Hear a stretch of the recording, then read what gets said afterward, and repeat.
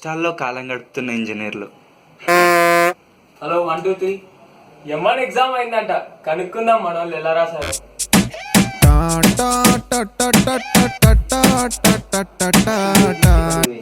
భయ్యా ఎగ్జామ్ అయిందంట, ఎలా అనిపిస్తుంది? అనుకునేటువంటి పాత సెట్ ఉంటుందో నా బాధ గట్లున్నదో. ఇప్పుడు రాత్రి 12 దాకా ఆన్సంక ఇన్సంక నాకేదో ప్రిపేర్ అయ్యి ఆడ పోయి కూర్చుంటే పేపర్ ప్యూర్ అయిందిరా. పేపర్ ఏమన్నా ఎగ్జామ్ ఎలా రాసావని వీడిని అడిగితే పంచ్ డైలాగ్ వేస్తూ నాకు పులిహోర పెడుతున్నాడు అంట. నువ్వు నిజంగా ఇంజనీర్ కదా చెప్పాడు. ఇంకొన్ని అడిగి కలుపుకుందాం. వచ్చాడు వచ్చాడు వచ్చాడు వచ్చాడు ఊరికి వీడే మునగాడు. ఎగ్జామ్ ఎలా రాసారా? నా బీపీ లాగా రాసినారా?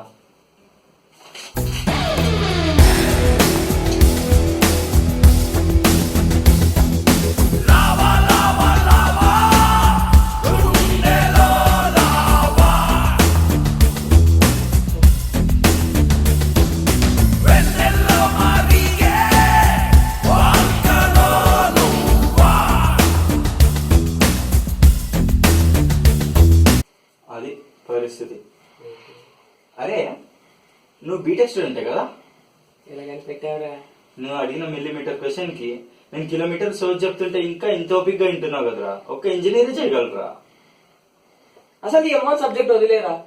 మనం రాసిన ఆన్సర్ షీట్ తోటి మన ఫ్యూచర్ డిసైడ్ చేస్తున్నారు. ట్వింకిల్ ట్వింకిల్ లిటిల్ స్టార్ అంటే 2 మార్క్స్, జానీ జానీ ఎస్ బాబా అంటే pass.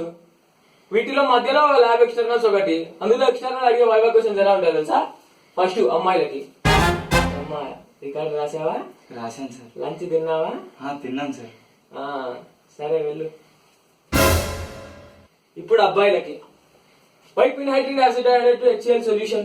Explain the relationship between viscosity and conductance. Why indicator is not used in the instrumentation. ఇలాంటి క్వశ్చన్లకి ఫటా ఫటా ఫటా ఫటా ఆన్సర్ చెప్పినా గానీ 6 మార్క్స్. పైగా అమ్మా అబ్బాయిల సొమ్ము వేస్ట్ చేయకండిరా, కొంచెం చదువుకోండి రాండ్రా.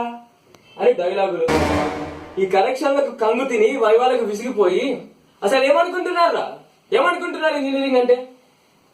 ఏమనుకుంటున్నారా? ఇంజనీరింగ్ అంటేనా?